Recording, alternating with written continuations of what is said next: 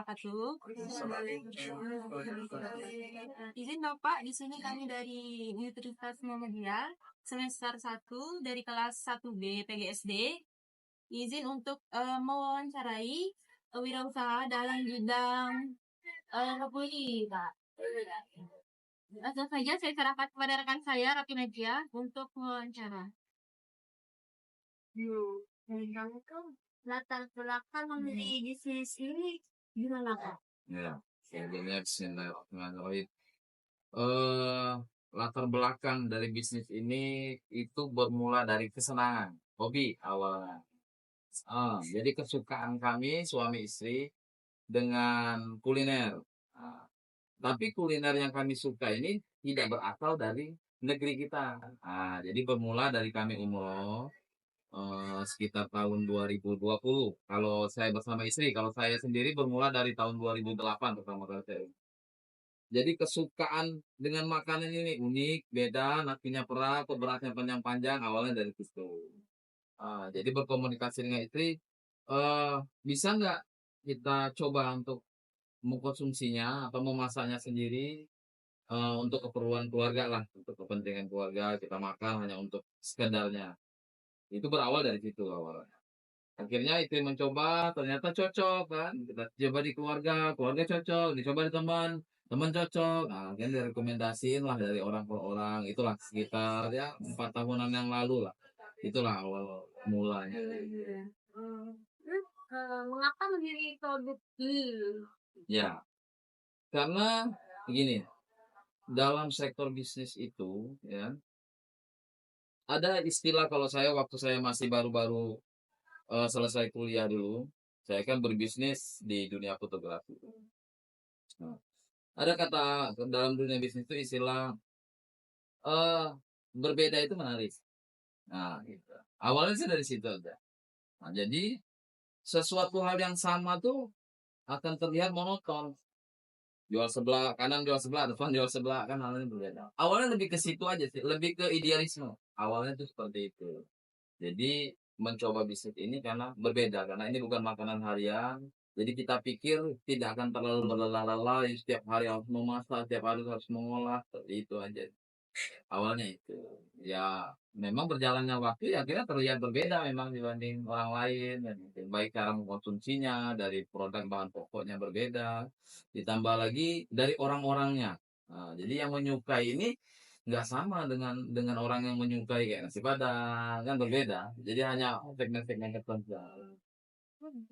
Siapa yang menjadi segmen pasarnya? Target pasarnya pertama yang sudah kita pastikan orang yang mengetahui jenis produk ini. Jadi ada beberapa orang-orang yang memang sudah mengenal, sudah pernah mencoba, sudah pernah mengikuti dan mengetahui jenis produk ini. Contoh, orang yang sudah pernah beribadah haji. Kedua, orang yang pernah umroh, dan itu. Yang segmen berikutnya lagi langsung kita ke under ya. Orang yang memang mempunyai rasa insting atau penasaran yang lebih tinggi, ingin tahunya lebih tinggi. Apa sih? Apa sih peduli? Lebih ke situ. Kalau segmen mediumnya itu kan hanya orang datang dan pergi. Lebih kepada pernah mendengar, pengen coba tuh. Lebih ke hal-hal yang kayak gitu aja. Target pasar kita tuh belum gitu. Baik Bapak, untuk harga jual produk yang Bapak realisasi ini berapa sih Pak? Untuk range-nya kalau kita menyesuaikan dengan bahan pokok. Karena terus terang kalau untuk di Kebuli Kapten ini kita 80% bahan pokok itu tidak dihasilkan dari sini. Jadi 80% itu dari luar, baik dari luar negeri maupun luar kota atau luar provinsi. Ya, saya kasih contoh kayak bahan-bahan inti, bumbu-bumbu inti ya, itu tidak kami dapatkan dari sini. Itu semua dari luar. Yang paling pokoknya lagi seperti beras. Beras kan kita menggunakan beras basmati. Basmati itu tidak bisa ditanam di Indonesia. Jadi otomatis harus kita impor dari luar, seperti India dan Pakistan. Tapi kita dapatkan ini dari distributor yang memang sudah ada di Indonesia, tapi di Jakarta. Tuh, seperti beras basmati. Dan beberapa perdagingan juga kayak kambing kita ngambil dari luar yang memang sudah bersertifikasi halal. Jadi karena kenapa? Karena untuk menekan kos di Pulau Bangka Belitung ini seperti daging kambing itu harganya bisa nyaris 2 kali lipat. Nah, jadi kami berupaya untuk menekan harga itu. Kalau tidak, ya nggak bisa dijual untuk menyamai. Jadi itulah semua bahan pokok itu rata-rata dari luar. Jadi range harga itu kami untuk ayam sampai di harga 30.000. Ya, itu yang paling under, itu yang paling under. Nanti ada bebek, ada sapi, ada kambing, terutama kan yang utama dengan berbagai macam olahan. Lalu kendala apa saja yang Bapak alami selama membangun usaha tersebut? Oke, yang pertama sudah dipastikan mengenai bahan pokok. Ketersediaan bahan pokok itu memang ada di titik 40% itu masih bisa lah kami tutupi, dalam arti diadakan di sini. Tapi kembali lagi, harga bahan pokok itu tidak memungkinkan kami untuk menjual dengan harga yang masih bisa dijangkau.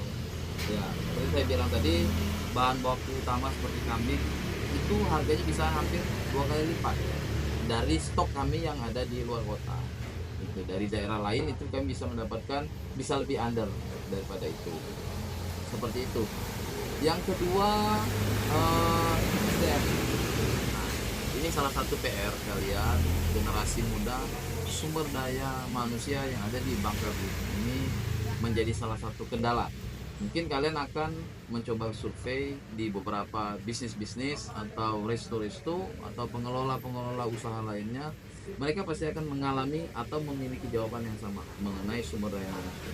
Bukan soal pemahamannya, tapi soal keprofesionalismean, ya, pengetahuan, komitmen, konsistensi itu yang menjadi kendala terbesar sebenarnya dalam berkembangnya usaha ini. Jadi bukan soal modal.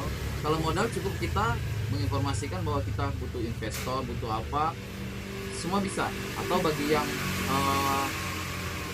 dalam arti bisa untuk menerima pembiayaan dari bank ataupun dari pihak lain kan, pihak kedua, pihak ketiga, itu masih bisa berkembang. Tapi kalau untuk sumber daya, nah ini selalu jadi PR, jadi kendala. Ya mungkin jargon-jargon yang harus saya singgung di sini seperti daktawan usaha itu luar biasa. Nah, ini sangat jadi PR benar untuk generasi muda ke depannya, terutama generasi Gen Z ini sebagai catatan benar untuk ke depan. Itulah paling. Bapak, jadi pertanyaan selanjutnya itu apa risiko yang Bapak hadapi tentang wirausaha dalam membangun bisnis tersebut? Ya.